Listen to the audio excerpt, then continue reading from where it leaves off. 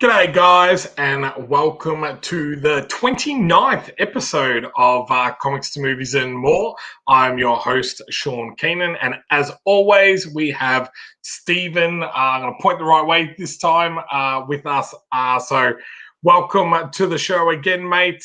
Congratulations, first off, on a massive week with Wordsmith. If people don't know or didn't see the show last week, we launched, or Stephen launched Wordsmith, and already you are across the 10,000K mark, mate. So congratulations.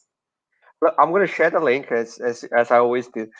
I'm just really stunned. And thank you everybody who has backed it. It's been incredible. It's doing better than Volume 2, which it just really means that the series is building, and that's what I love. The more people reading it, there's more excitement around it, and it is just great. And look, thank you. That's why we do this. To be really honest with you, we do it to be read. We do it so we can make the next book. We do it for that. It's wow. Thanks. Oh look, Darren's Hey, here. Darren. Yeah, Mandeep's here as well. Hey. Hey, man, DP, go, mate. So I saw Mandeep had the COVID jab the other day, so I did notice that as well, mate. So let us know in the chat how that went. Any side effects or anything? I do see that you're just using emojis. So did you lose your ability to type or? But on this week's show, we are going to talk about the movie Watchmen, which will tie into the last couple of days of our Fractured Shards campaign. So I'm going to play that video one more time on the show. I never get sick of playing that video. And also, we're going to talk about for those that are thinking about running Kickstarters or currently are running Kickstarters, how you can go about setting stretch goals, what are good ideas or good rewards for stretch goals, and some ideas for you to go with that as well. So thanks for joining us tonight. Please drop us a comment in the chat. We will talk and post up all of the comments throughout the show. So if you have any questions or any comments, just chuck that in as well. So what did you think of the Watchmen, Stephen? Look, I read the graphic novel, the Alan Moore graphic novel before the movie, and basically everybody's read it. It's like V for Vendetta. It's one of those. It made the Times 100, not graphic novels, the Times 100 best book list, if you remember. It's one of the. I think it was the only graphic novel. Again, if Mark was here, he would correct me if I'm wrong, but I believe it was the only graphic novel to make the 100 book list. They were the only graphic novel in there. So it's a really hard thing to adapt because there is look, in most movies, you've got probably 2 or 3, maybe 4 at a stretch plot lines you have to resolve. If you actually read the graphic novel, God, it's like Game of Thrones almost. Every character has an arc. And not just that, he also put in a story within the story. The pirate story, Curse of the Black Pearl, I think if I remember right. He even introduced that, and they actually did the animation for that. If you ever, I watched the animation, but the runtime just blew out the water. It became, because you're adding another like 1 hour or something crazy into it to add that additional story into it. So it's very difficult to adapt. And I'm going to spoil some stuff here because it's been so long. If you haven't read the graphic novel, you haven't watched the movie, it's too late. I did like how they condensed some of the ending. I think the squid ending from the graphic novel would have been too difficult to bring to life, mainly because the hints that you would have to drop along the way for all of it, artists going missing, some scientists going missing, it would have been really difficult to do that. And I did like it. It still had the same effect. So you still had that polarizing where the world unites behind a singular threat, which was Dr. Manhattan this time. Dr. Manhattan's gone crazy. it's him. He's going to destroy the world. The world needs to come together, type thing. Look, the characters they brought out were fantastic, and a lot of Snyder's action sequences were amazing. They were cut for the movie from the graphic novel, which I really thought was fantastic. I just think it's really difficult to adapt into one movie. I know the studios weren't brave enough at the time. It's not like Harry Potter or Twilight, where the first couple of movies you could have it singular, but you built the franchise so huge that you could break the last movie into two parts. Yeah. Or The Hobbit, Lord of the Rings is so huge, you could get a trilogy out of the smallest book of Tolkien's book. It would have served it a lot better if you could have broke Watchmen up into two parts. And there was actually a really nice break point. The break point you wanted in Watchmen was when Rorschach gets arrested. Everything is fallen to crap. And if you if you extend the movie, introduce a lot more, ended there with the real final act hitting in the second movie, I think you could have made it almost like a magnum opus, because it would just be huge. What was your take on it? Yeah, well, I was the opposite. I actually hadn't read this before I went and saw it at the movies. This was one of the last movies that I've seen at the drive-ins. I took my girlfriend, my now wife, and man, she did not enjoy this film. It's political.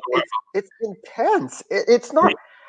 You can't. It's not one of those movies where you sit back and you go, just gonna chill out for a couple of hours. Gonna enjoy. It's horrible stuff happens. There's a lot of horror, like a lot of very visceral horror elements, like the whole Rorschach prison scene. I find that still very disturbing. Where you're not in here. I'm not in here with you. You're in here with me. And then when they try to get him, he basically butchers all these people. It's like, I don't know. Back to you. That scene still haunts me. And I think for someone that hadn't read the graphic novel first, I was surprised at how really dense the dialogue and everything is, and knowing now Alan Moore and his writing style and the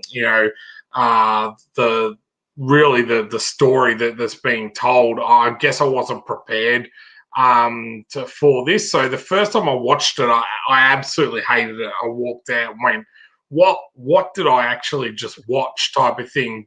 But just before the TV series came out on Foxtel over here, I went and rewatched it again just to kind of get the feel for the universe and everything. And I think I appreciated it a lot more watching it again and quite some time after the last time I watched it, because I wasn't distracted with my girlfriend beside I was able to really, and I guess my taste and being into the comic scene more, publishing more, and that now that I really did take a lot more notice of the way things were written and the changes from the graphic novel to the movie. So I was going to say exactly what you said. I think it would have worked better as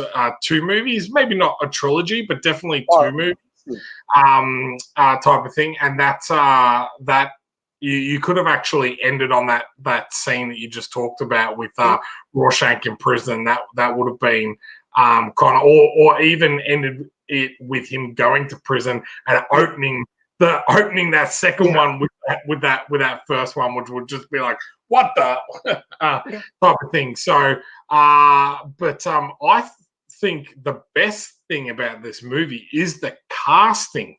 I'm super impressed with the the casting. You know, Jeffrey Dean Morgan as the comedian, I think is fantastic. Rorschach is by far my favorite character in the movie. I think it's absolutely amazing. And you know, I think when I watched this and then I watched the TV series, I actually enjoyed the TV series more for what it was. And you know, a lot of people, again, if they hadn't watched the movie and didn't know the series, they were like, oh, you know, this series is a bit dense and it's kind of hard to follow and everything. But I think that's what makes really clever writing and really interesting TV. You know, there's those TV series, as you said before, Stephen, that you can just turn on, switch off, and not think. You know, I love the Fast and the Furious franchise, and people are like, how do you like that? And I've got to tell you why, because it's an hour and a half of pure trash. I don't have to think, and I know exactly what I'm getting if I put it on.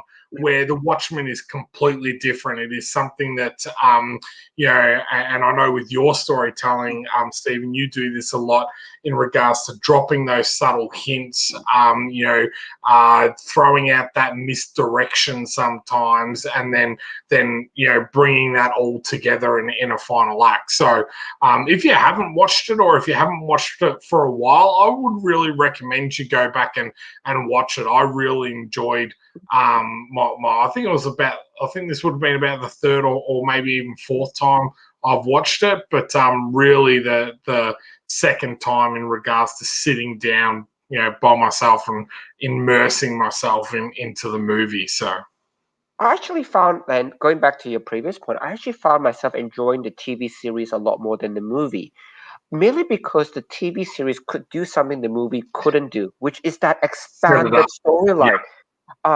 Like look, because the TV series is still relatively new, so I won't spoil the ending. But that build up towards the different, the build up towards the different characters and having the linkages. And the one thing about Watchmen, which is they made it a really clear point, is these are horrible people. They're trying to do good things, but they're all mostly horrible people. Like Dr. Manhattan, he doesn't have empathy, and the little empathy that he does have is it's selfish. Oh, I'm with this one woman, hence maybe I'll be nice to humanity type thing. And look, but the whole point would be is in that movie you never really got to explore that, but in the TV series you got people who were I won't spoil too much, but there is a white supremacist character in the TV series. However, although he's a horrible person and he does horrible things, he still has really good empathy for a black character because he understands, you know, sometimes it's beyond you know, racial tones, but it's that nuance, you know what I mean? It's like not just he's all bad, he's all good. It's he's layers. Yes, they're horrible, but guess what? There are some redeeming qualities about it. Where I think in the movie, unfortunately, they had to strip so much of that away.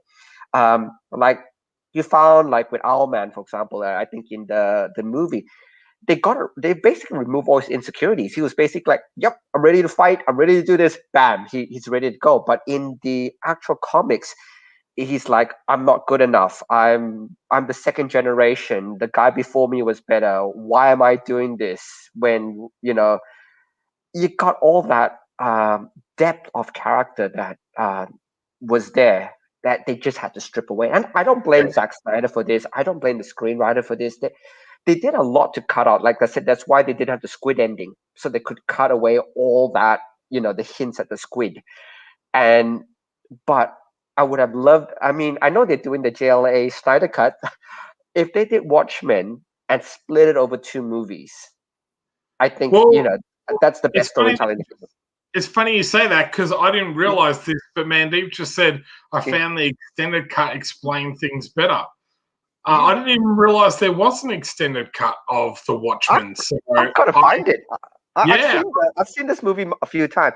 I didn't see the extended cut, but I've seen the anime of the pirate one. But I watched that separate. But in the graphic novel, what they did was, which I thought was brilliant, is it's all thematic. So every time something thematically happens, it jumps to this pirate story, which you think, why the hell is he doing that? But it actually all links up. And by the time the pirate, he finds out in the end what he was doing, you just go, oh gosh, what the hell did I just read type thing? Because but you couldn't, it's really hard to translate that, I have to say. It's really, like, that's why the graphic novel was so huge. But I was thinking, if even you could translate even half of it'll be fantastic. Yeah. So Moira said that she's just added it to her list on Netflix.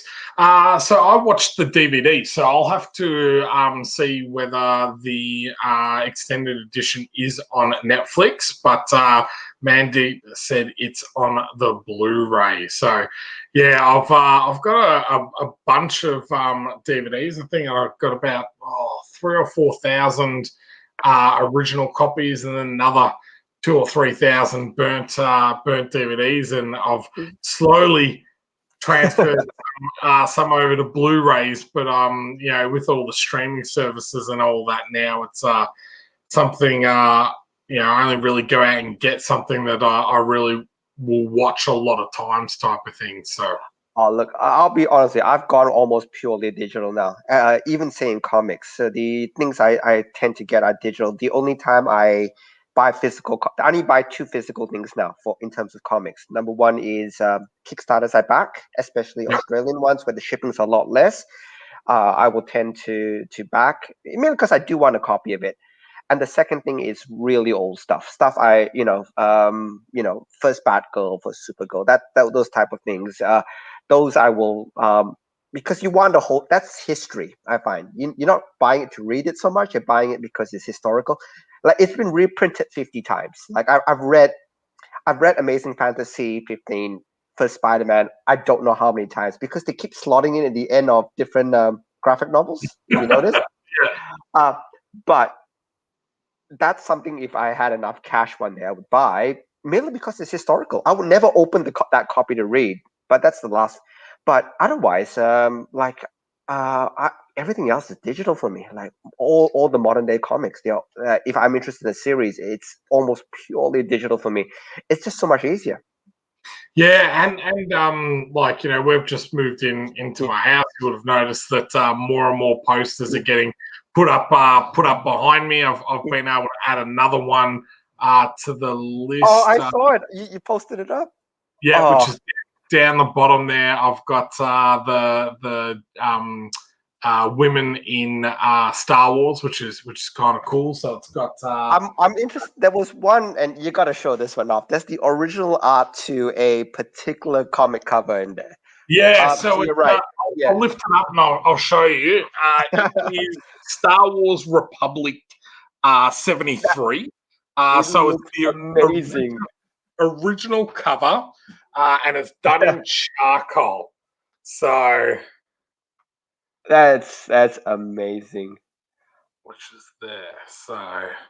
So it's right next to my big 3.3 meter screen, which I'm absolutely loving. I just chucked on Spartacus for the first time in a while, so I chucked that on while I was waiting for the stream to start, and then I've got a couple of other signed little photos that I put up when I got to meet Mark Hamill and Carrie Fisher. So. But everything's slowly coming together. Have you seen the cover? They're like basically the posters behind you. There's a Lego version of all of those. I don't know where I saw it. I think somebody posted it up, but they had your wall exactly the same, but in Lego. Don't tell me that, because I've got no more room to put anything. But you can imagine exactly the same as the back, but instead of people, it's like. But there's one really funny story I was going to mention as well. Back onto Watchmen. Alan Moore is actually the writer for Watchmen. He's actually really, really infamous for writing very, very long and horrible scripts. A lot of artists actually refuse to work with him because, like, one page on the panel, one panel page could be about 10 pages for Alan Moore. He's that's the way he works. And so there was one. There's one really famous artist. His name is Eric Larson, and he did some Spider-Man. He did straight after Todd McFarlane Spider-Man, and he's actually very famous for Savage Dragon. I think like 300 something Yeah. issues. He's very famous for that. And so he basically he made a comment once. I'm never working with detailed scripts again. I only want Marvel method scripts. Marvel method scripts are very high level, and it gives the artist a lot of freedom. And so somebody posted back, okay, why are you saying this? Savage Dragon has been your comic for almost a decade now. You've never worked with another script. Why are you posting that up? You're going, yeah, no. I never want to work with somebody else's script again. Nah. Then they wrote back, what was the last script you worked in? He gave a title, and he goes, that was written by Alan Moore, wasn't it? Yes. It's not that you don't like scripts. You just don't like Alan Moore scripts. I'll try to find it for you. But sorry, it's a bit of a comic joke. If you knew the characters, but yeah. So yeah, I don't know if you heard the horror stories about his scripts and how some people just refuse to work off his scripts because it's crazy that stuff he writes in there. It's meant to be 10 pages of script for one comic page. That's what he does. I've even seen a couple of interviews with him, and he actually makes fun of himself. Yeah. In a couple of them, saying that he's gone through more artists than underwear and stuff like that.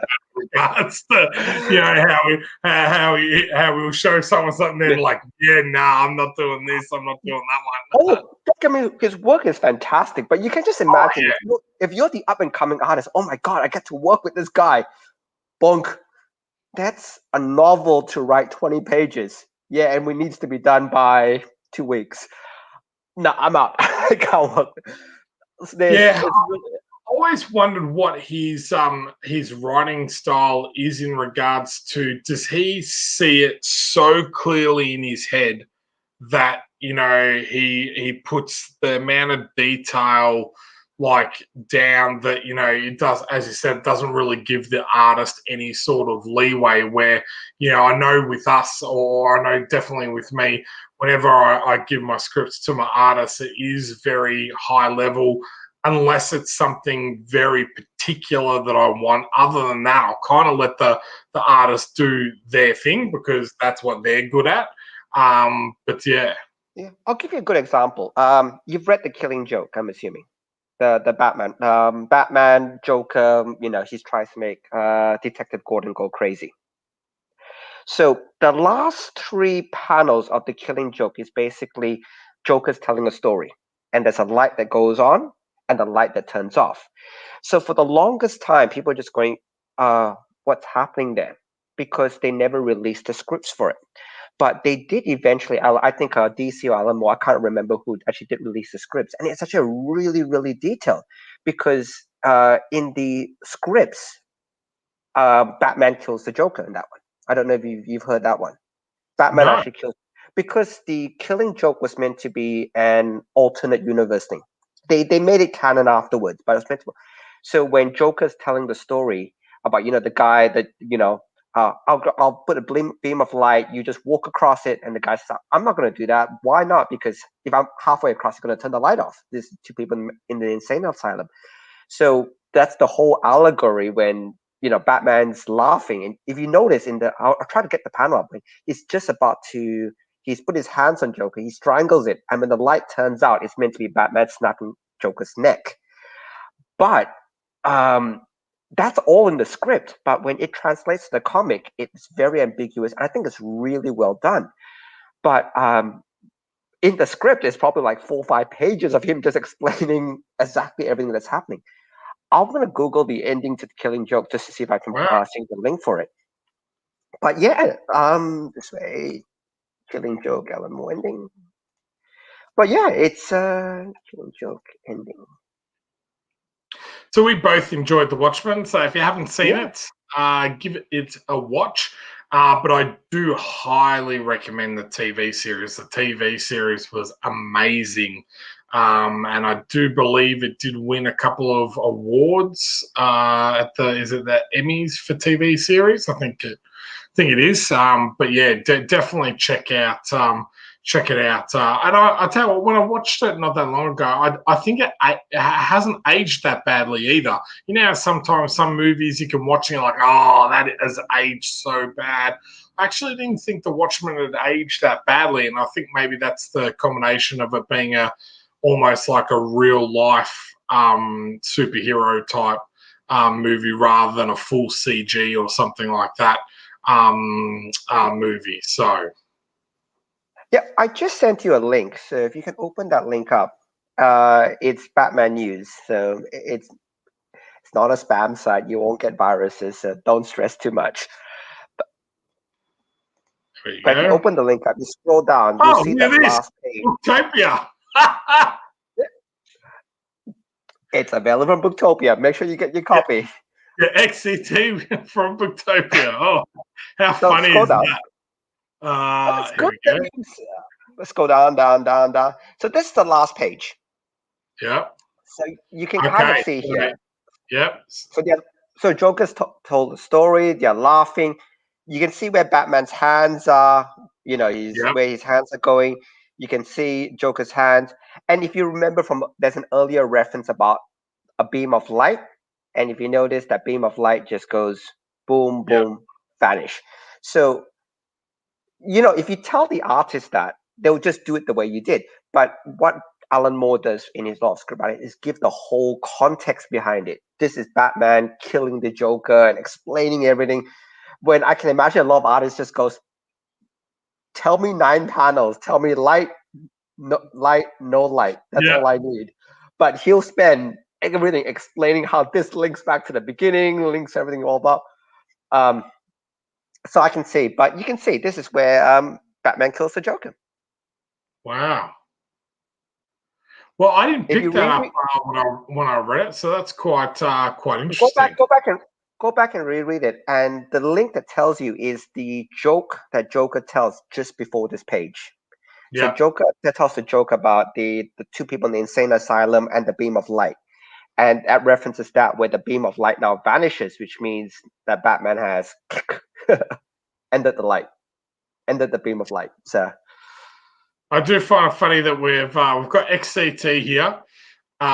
We have Jeffery Dean Morgan that we've been talking about, and the art of comic book drawing. So we know what you've been looking up, by the way. Brother is watching, I'm telling you.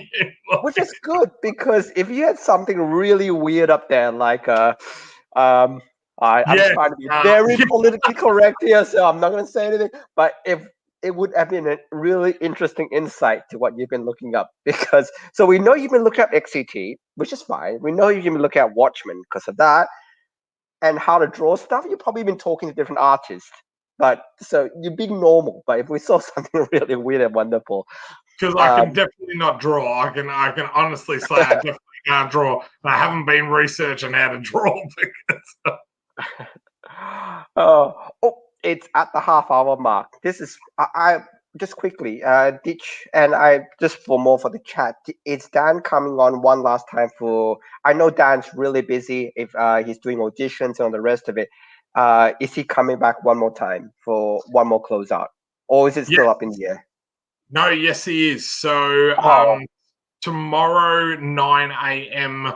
Australian Eastern Standard Time or 2 p.m. in LA, we will be jumping on again to do a small catch-up.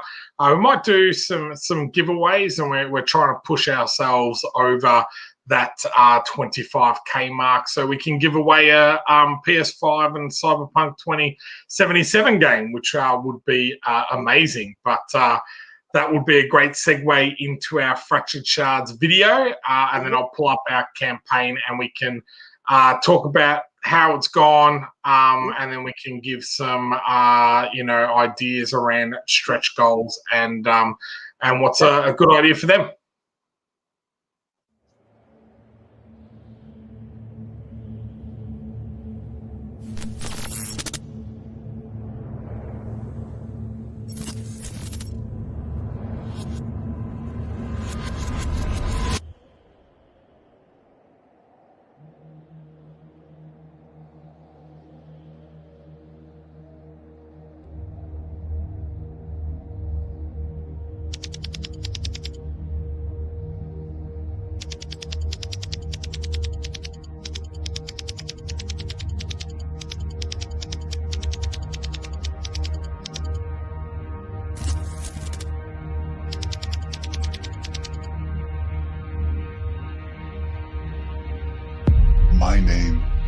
Detective Sebastian Vitro of the District Major Crimes Unit. And I see things. Where are we going? Horrible things. You'll see.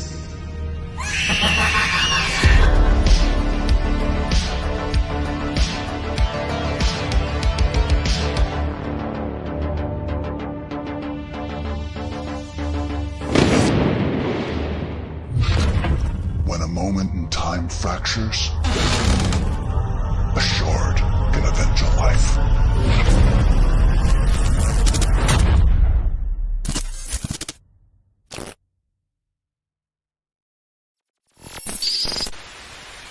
Sebastian. Sebastian.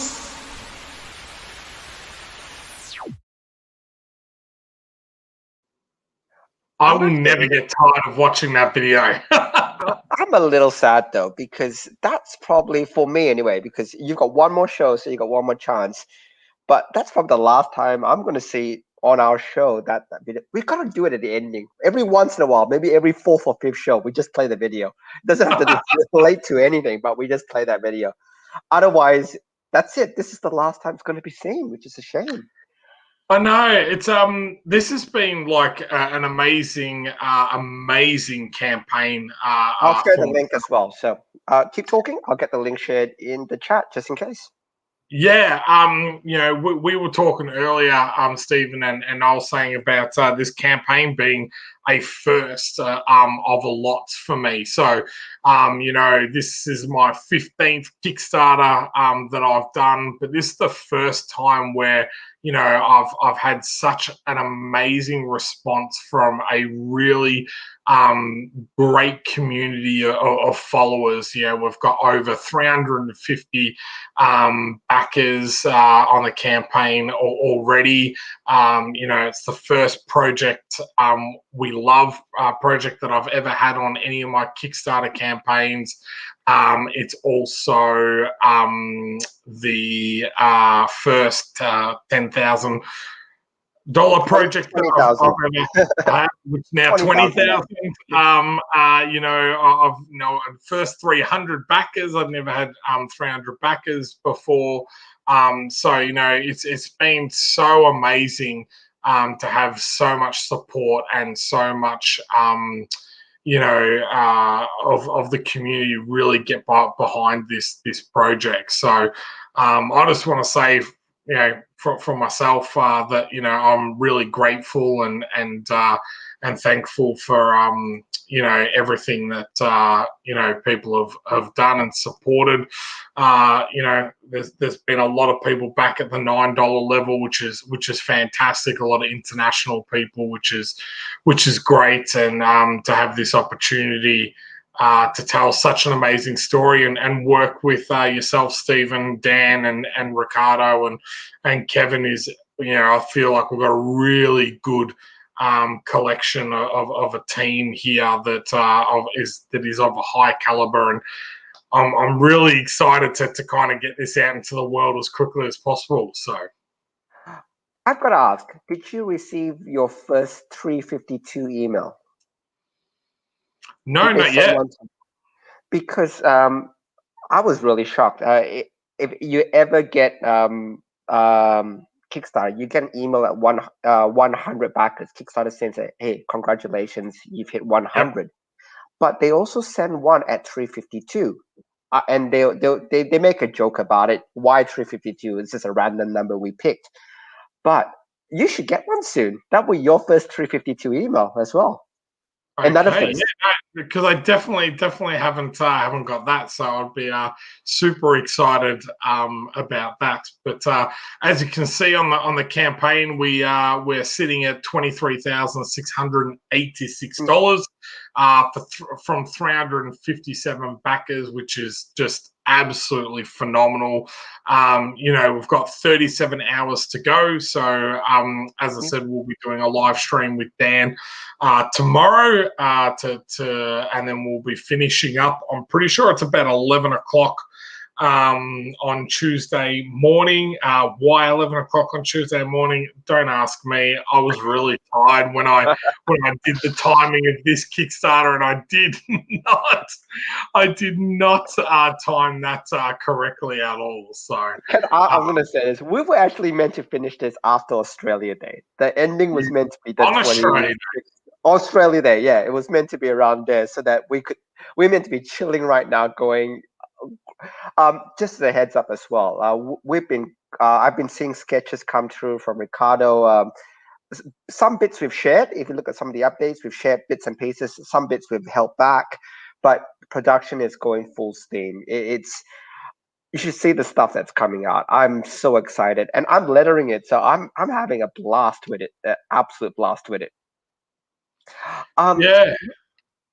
So just on, and this actually has been really interesting week for me because I've actually been asked by a few different people. Number one about Fractured Shards and about Wordsmith.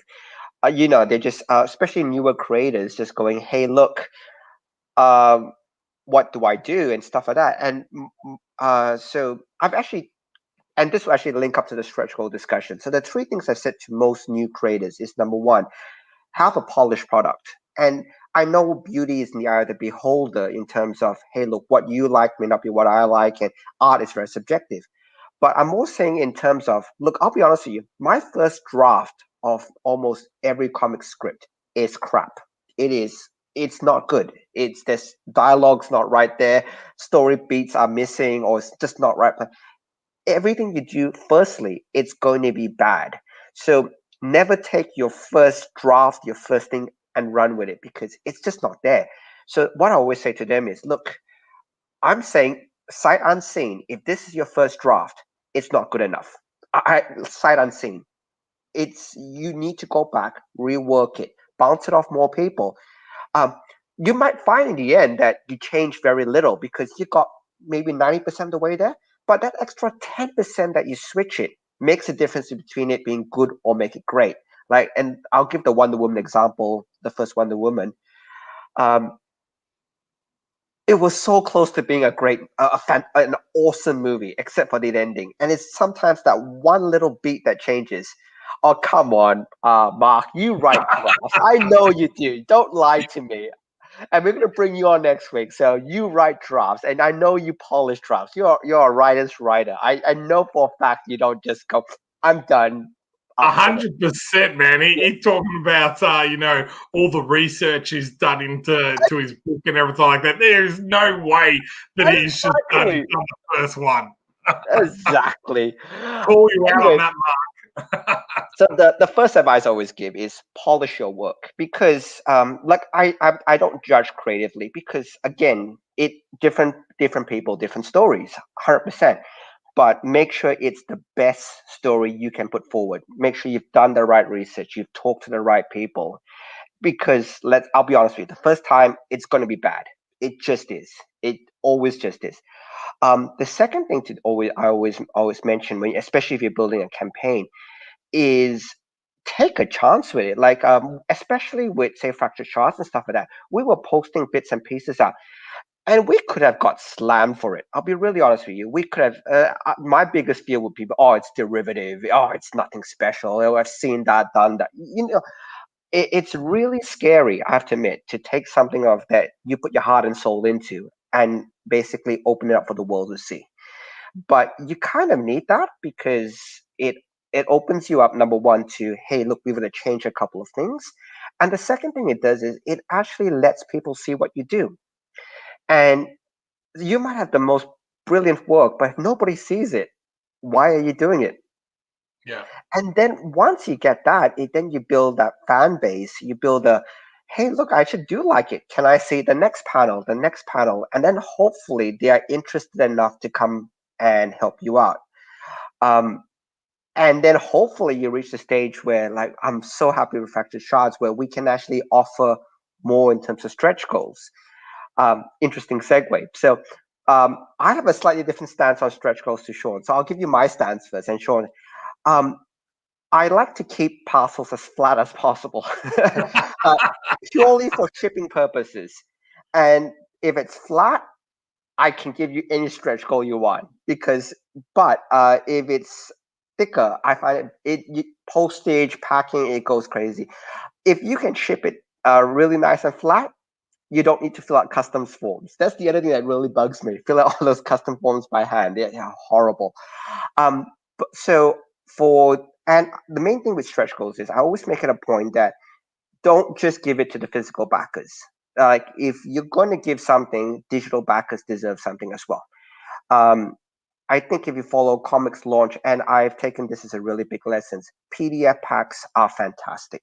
You find a lot of creators who are willing to share an issue 1 or volume 1 PDF with yourself, because the idea behind it is you don't want to give somebody, you don't want to say, hey, it's $10, here's 1 PDF. You want to say, here's $10, here's 500 pages, or here's 10 different PDFs you can read, enjoy.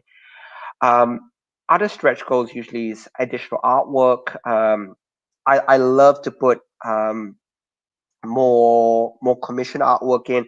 I love to share sketches and stuff like that. That's me. But my thing is keep it as flat as possible. With this one, I know we're going a little bit crazy, which is actually really exciting. So we've got PS5s in this one. So I've never done this. Which is like if we cross 25K, somebody gets a PS5. I think that's awesome. Mainly because my campaigns have never reached a stage where it's possible for me to do that. Hoping one day it will be, but man, it's amazing to reach a stage where we can give that back to the people who supported the campaign. And I think that's the amazing thing about like when you think about stretch goals, you know, when I've had so many smallish campaigns that kind of tick over and everything like that. Most of the stretch goals have been about, you know, trying to get, you know, that extra $1,000 or $500 or something like that, where this campaign like took off so early that it was, you know, more about, okay, well, what if we can get to a certain amount, what's something really good that we can kind of give back to the community. And then when we decided, and really it was Dan that was pushing for the PS5. I think he said that out loud, and then that was it. It was told on.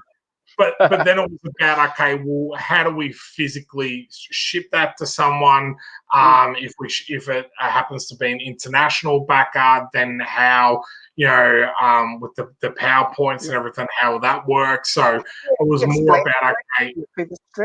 You've explained how we're going to give them the PS5. Yeah, so we're going to buy it from that country and ship it directly to the person. So we'll pay for it and ship it directly to the person. But you know, all those type of things that you know, you kind of think of, like, you know, we had Darren on the show who did Killaroo, and you know, he's project was doing great. So he was doing one stretch goal, and then they hit that, and he was like, okay, I have another stretch goal, and he hit that. So he did another stretch goal.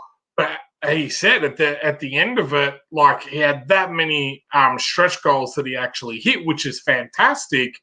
But he then this parcel that he was only charging people $30 for then became, you know, $10 in shipping because it was so heavy, and, you know, it cost an extra $5 in printing because he printed all this other stuff, and so on and so forth. So what I would say, and my suggestion in regards to stretch goals, is one, ask your audience. You know, if you've hit your campaign, send an update and say, hey guys, we've hit an update. We would really love to know what you would like as a stretch goal. Put it back on your community. That does two things. It does one, it gives you engagement with your actual community and fan base. And you know, the Fractured Shards one has been something that has really highlighted to me the need to be able to communicate, make yourself available, and be put yourself out there so people get to know you as much as the project that you're promoting. And two, people will come up with rewards that you didn't even think of. which is the amazing things. And sometimes they can be really cheap rewards that you just didn't think of. It's just something that you're like, oh, okay, I didn't think that would be popular, and then you see the comments thread of everyone going, oh, that's a great idea. I would love that, type of thing. So, I haven't run 15 campaigns. I've done digital ones. I've done Lego figures. I've done bookmarks. I've done signature plates. So there's definitely a large amount of stretch goals that you can do. And the other piece of advice I would do is repurpose, reuse, and recycle the artwork that you have. So if you can use it on different mediums, be that bookmarks or prints or something like that, if you're first starting out, that is the best way to be able to provide stretch goals without outlaying any more money other than the cost of the printing of that product. So that would be my other really key stretch goal, suggestion. I'm just sharing a link in because Mark's online, so I think it would be nice to Mark. There's the link to Mark's campaign, and Mark's actually going to be launching, I think, at 10 p.m. GMT time. So if you haven't already hit that notify button, I would say Mark is actually one of the and I've talked to Mark offline, and we've talked, and he's a good friend. And the good thing about it is he's put so much detail into the story. So the people he's brought on board to consult, definitely do check it out. It's definitely worth.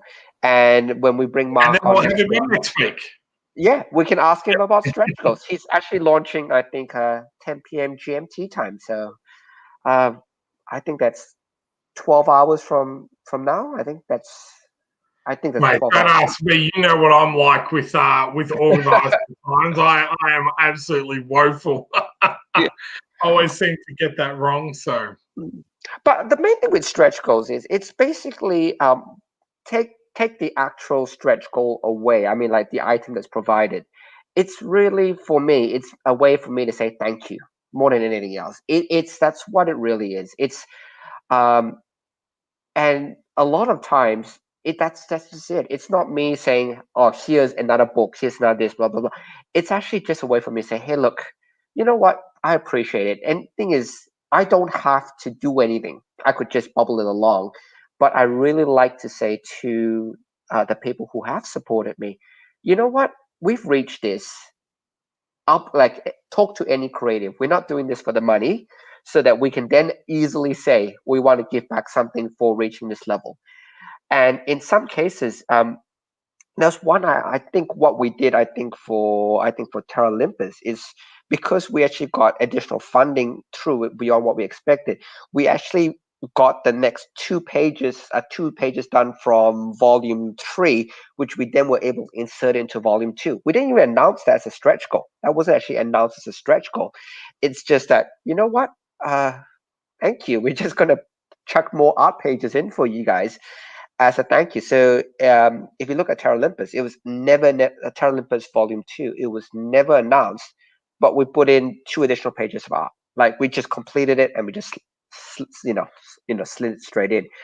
yeah, and the other thing that I loved that Dan decided to do was that it's like, okay, what can we do as a community, as a fan base? So, when he said to me, he goes, "God, can we do a live stream like this with everyone?" And I was like, I don't know how that would work, but we've worked out that we're able to do 100 people at a time using the free Zoom program. So we're going to do what we call an after party with Dan, and that will be all backers. We will do it at different times of the day to allow as many people to come as possible. And again, that's just a great way to give back to the community, to say thank you, and also get to know them, interact with them a little bit more, and give them a chance to tell you how they're feeling and what they're excited about it in regards to the project as well. And look, I'll be really honest with you from talking, and this is the first time I actually talked with Dan was basically on this campaign. And for the backers who's backed the Dan experience or in the tub experiences, I promise you Dan will give you so much time. Like I know what we tend to do is as we set limits. That's me and Sean. We set limits to say, hey, look, you know what? We've got the hour. Everybody gets there's 5 people, so that means everybody gets a 10-minute slot. We get 10 minutes to explain things. But I guarantee you, when you actually run the experience, it won't be timed that strictly. I almost will guarantee you it's going to run over time. And I think that's just the way Dan is. I would almost promise you, if you got one of those experiences, you're going to get your money's worth out of it. And it's going to be a lot of fun. Well, the last time we did the impromptu live stream is like, I've only got half an hour. I can only do it for half an hour. An hour and 15 minutes later, I'm like, dude, do you need to go? Like, you said it. He's like, oh, no, I'm enjoying myself. And the thing is, like, I think Dan really enjoys it. I think he really will. And I think when you do get a chance to talk to him, and I'm talking as somebody who didn't know Dan before this campaign. You can ask him frigging anything. Like I was, because when we were doing the initial Cyberpunk, I was actually really worried because I was thinking, oh man, do we not do nudity? Do we violence? We do it off panel? You know, just let's be calm and stuff about it. I was actually told, no way, that's in panel. That guy's head that gets blown off. Change that panel. That's not. I don't want it off panel. That has to happen in panel.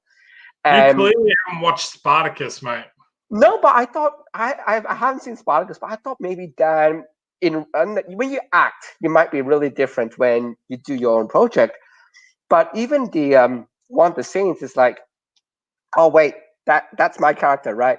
Yeah. He's wearing boxer shorts to sleep. No, gone. Get rid of those. Gone. No.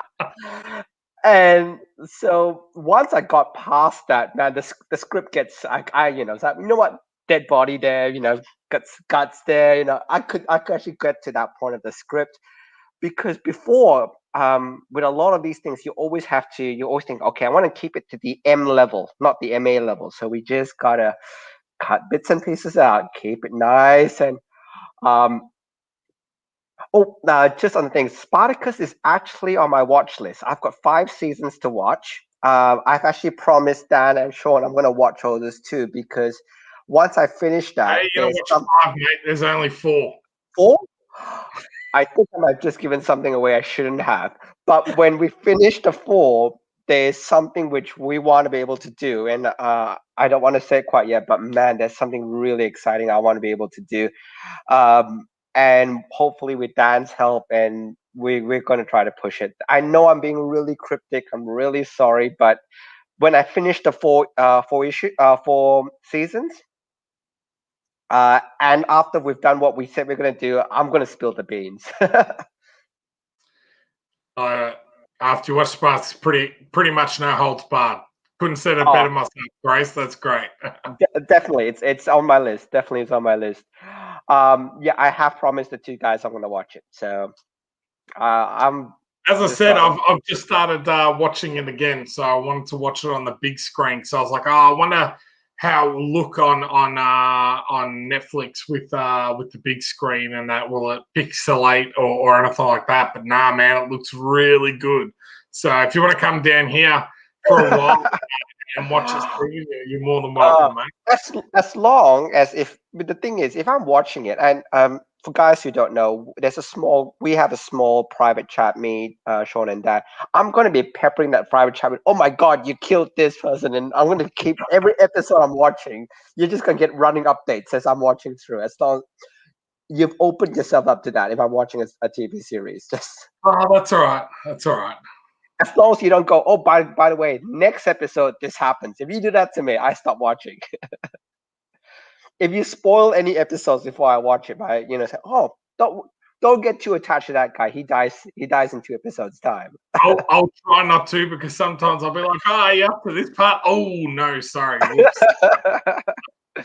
Don't spoil that for me. But So just, I know we've got 5 minutes left, but look, thank you again, everybody, for Fractured Shards. Look, I've absolutely loved working with it. I've absolutely loved, I think, we're going to share so much PDFs. Whatever PDFs is there, I think you have a couple more you haven't shared up. We're just going to chuck it at the end, aren't you? You've got a couple of PDFs you haven't announced it? Yep. So we've got a couple of extra rewards that we've got. So we've got where are we? I actually have time though, because look, I'm a big Supernatural fan. I've actually watched all 15 seasons of Supernatural, but it's ended. So I actually do need something to fit in my Supernatural slot. So I think Spartacus slips in really nicely to that. Yep. So we've got the 350 backers. So we will be adding some digital rewards to that, and then if we can get to 25,000, we've committed to draw Dan in the tub as his character Sebastian. Whose idea was that? Come on, whose idea was that one? That I did that graphic for that. But whose idea was for that first one? I tell you, it was one of the people that were at the at one of our live streams. They just turned around and said, "Oh, hey, why don't you draw Sebastian in the tub like Dan?" I said, "Oh, that's really cool, and you know how much I love my bookmark. Let's make it a bookmark." So that's how that came about. So and then Dan's like, "Hey, if you can get us to, everyone can get us to 25,000, then we'll definitely do that." And that's on top of giving away the PS5. So I just wanted to highlight a couple of reward levels that we've got, just a couple left of. So we have the sketch reward, still available. So that's to get your own personalized sketch by Ricardo. So that'll be of Dan's character.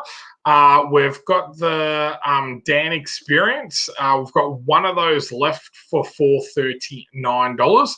That gives you a live stream yard experience with Dan. You get drawn in as a background character.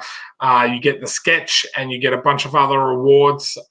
We've got the reduced price of $549 for your own personalized drawing with Dan, which is pretty cool. So we've got 2 left of those, and then of course we've got 4 left of in the tub experience. So if you want to jump in the tub and watch Dan talk to you for an hour in the tub, that would be absolutely amazing. I just want to say thank you again, guys, to everyone that's backed the campaign. I'm super proud of this project, and we're just hoping to finish strong. So we're asking you just one last time, if you are able to share it around, tell people you think that might be interested, and get this project out there in the last 36 hours. That would absolutely be amazing. Awesome. Look, and thank again, we really can't thank you enough, and it's why we do this. It's just really just. I want to do this, Stephen. I've actually replied to Grace. I don't mind horror, but I don't mind straight horror, but gore worries me a little bit. So half the time, psychological horror and stuff, I love those movies. But once it gets down to real guts, that's why I don't watch movies like Hostel. I can't. I think if I did a live stream, the whole time I'll be doing this. Did you find 300 Squeamish, which with that over exaggerated blood and stuff like that? That one I was okay with, because that's very stylized. Well, that's what Spartacus is like. Then I won't be too bad. But stuff like Hostel, those torture movies. Oh man, that one's I'll squirm. There is a couple of scenes that is a little bit like that, but it's more stylized than anything. So yeah, stylized I can deal with, but it's the ones where Hostel is the one you know, if you guys ever watched, I think it's Eli Roth's Hostel, the one where they are torturing, like they're absolutely just torturing people and drilling through. Oh man, that one I was going. Nah, I've got limits. That was probably my limit in terms of. Yeah, I think the 3 movies that made my wife stop letting me pick movies was Watchmen, King Kong. When Really? yeah, the reason behind that, because we went to I reckon it was a 10 p.m. session, or maybe a 9:30 session, and my wife had to be up, and we met at the airport, so we both worked at the airport, so she had to be up at 4:30 to start at 6 o'clock Yep. that next day, and didn't realize the movie went for 3 and a bit hours, and with adverts and everything like that. So it was about 1 o'clock by the time that we got out, and I took her to see Hostel. So I reckon they were the 3 Oh. movies. It's like, I tell you what, I'm done. You are not picking a movie. You've got to bring up Morad's comment, and Morad, this is why everybody thinks the In the Tub experience was your idea. Yes. Well, you're gonna put a comment up because you're gonna say this is why everybody thinks the In the Tub experience is yours. Oh, look, I'm fine with that. Like, look, I can't watch it with my It's little really girl funny. around. We're on a podcast with Dan, with the guys from Crypto Comics, and Matt was telling a story that he was, every time he watched Spartacus, that his wife just happened to walk in on a sex scene, and it was like every single time he was watching it, it would be that one sex scene in the that episode or whatever, that his wife would be walking in. He's like, I'm telling you, it doesn't just have this. And she's like, yeah, sure it isn't. So it was very funny. Game of Thrones got me into so much trouble, I have to say, because my wife doesn't like Game of Thrones, so I'll be watching it because I had a Foxtel subscription. I don't know. Again, bit of backstory. In Australia, the only way you could watch Game of Thrones was through Foxtel, and I had it. The only proper way to watch it was, so I had my brother had Foxtel. So the good thing was you can get multiple accounts off. I think 5 accounts. So he gave me one. So I was watching it, and my wife was sitting next to me. So every time she'll glance over to see what's happening on the show, I get busted. And I was like, no, it's not that. It's got dragons. It's got magic. It's got. Where's the dragon? Those baby little dragons. I'm not saying any of that. All I'm saying is what you're watching. Come on. But no, Game of Thrones. Got lots of trouble I got into. That's hilarious. Well, we've kind of gone a little bit over time, but that's because you guys are amazing and we have had such an awesome time. Thanks, Stephen, again for coming on. We are looking forward to having our first guest for 2021 next week with Mark, and we'll be looking at his project. Is it This Land, The Land? This Land. This Land, yeah, I was right the first time. So we're super excited to have him on. Remember to click that subscribe button and also hit the bell to be notified when we go live. As I said, tomorrow Dan and I will be going live on YouTube and his Facebook page. So if you would like to come along and ask any questions about Fractured Shards, we would love to see you there. And thanks again for everyone's support of this project. Stephen and I are always grateful for the support everyone has shown. So thank you. Thanks.